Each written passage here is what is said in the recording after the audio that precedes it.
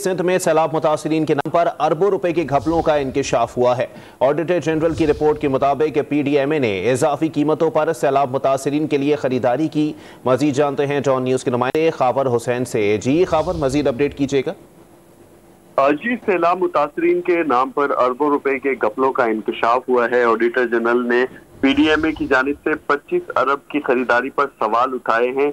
Ration bag, tent, मच्छरदानियां, पानी निकालने वाले पंप और इजाफी पर जो है इजाफी रकम खर्च करने का इंकशाफ हुआ है। ताजिरों की 3 रुकनी टीम की जानिब से इख्तियारात के इस्तेमाल को खिलाफ कानून करार दिया गया है। PDMA ने पहले 9,000 रुपए के हिसाब से लाखों राशन बैग खरीदे। बाद में वही बैग 3,900 रुपए में और 3,650 रुपए में खरीदे गए। ऑडिट रिपोर्ट में ये भी लिखा गया है कि कम रेट पर टेंट देने वाले को ऑर्डर देने के बजाय महंगे रेट पर जो टेंट देने वाले थे उनको जो है वो ऑर्डर दिए गए।